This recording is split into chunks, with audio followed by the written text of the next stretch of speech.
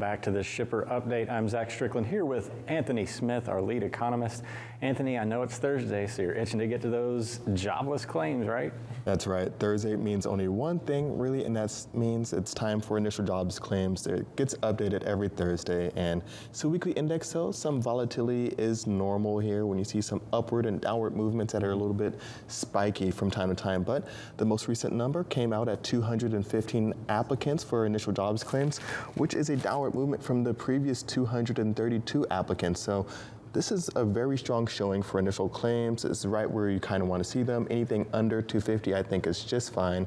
The lower, the better. Of course, sometimes it can get a little bit low and you start kind of wondering what's going on with those seasonal adjustments. But this is a good sign, good showing overall. But this, of course, isn't going to be the end-all, be-all, because this is a pretty big week for employment updates. I mean, we had the ADP employment update that came out just yesterday. We have initial claims that come out this morning that already got released. And tomorrow we have updates for the unemployment rate. So I don't know if this was all coordinated, but these are all three different indexes and three different measures, three different industry, or I should say companies that kind of combine these scores on their own right. So looking at these all is going to really tell you what is going to be like, I guess, the true trajectory for the jobs market. Don't just get caught into one, but look at them all in the landscape.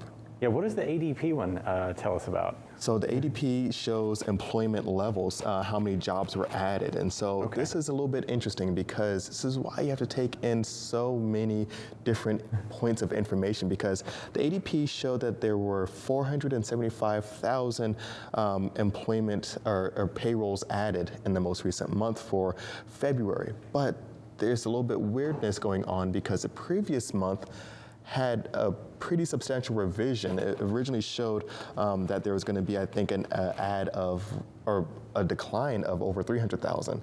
Then that has been revised to over 200,000. So that's about a 500,000 swing there. So you got to take some of these with a grain of salt. And I don't know if you can just use one of these as a particular bellwether, but I like the initial jobs claims just because it's weekly, gives you a nice little gauge.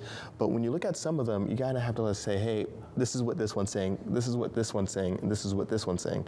Are 2 out of 3 of them or 4 out of 3 of them moving in the same direction? If so, okay, maybe this is the trend, this is the overall trajectory. So that's really the important thing to take away from it all. Yeah, so it looks like the jobs market is still obviously really, really strong. If you're looking for a job out there, you should be able to find one in some regard. Have we seen any kind of changes in the underlying jobless claims, or I guess in the employment levels of any of the other specific industries?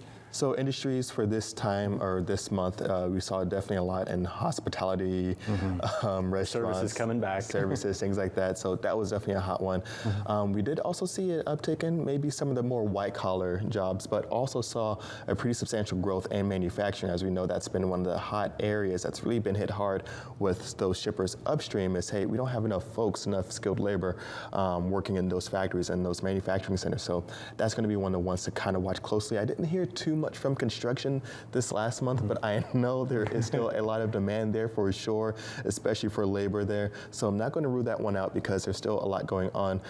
In our next chart here, along the same report for initial jobs claims, it's another one that we have to take into account here, and this is the overall continued claims. So folks that didn't just apply for the first time, but they are continuing to apply again and again because they still have yet to find employment. So this number just ticked up. I think it was slightly 15,000.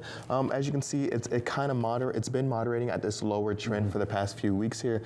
This does have a 2-week lag in comparison to the previous initial jobs claims, but we still are seeing that it's still very much healthy, showing some downward movement here. And this is one that I really like looking at because it's going to show that, it increased 2,000, not 15. So even a smaller increase here. So this one is going to be one of those that shows the trend overall, because if you look at some of the weekly numbers, great, there's going to be a trend. You can also look at the 4-week moving average, which is also in a healthy level right now. So looking at both of these indexes, you're seeing that both of them are really showing or painting a good picture for the jobs market. And if you take into consideration, of course, that ADP report that got that revision showing that there is some strength as well.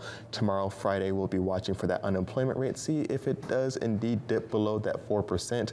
That would be pretty impressive if we do see that, but not too much of high hopes for too much variation for that release tomorrow, but definitely showing some positive signs for those employment figures so far. Yeah, it looks like the jobs market is still white hot, and we're entering a period of time where it tends to get better, right? Yeah. In the seasonality. Well, thank you so much for that, Anthony Smith. We'll toss it back over to Mike and Kaylee.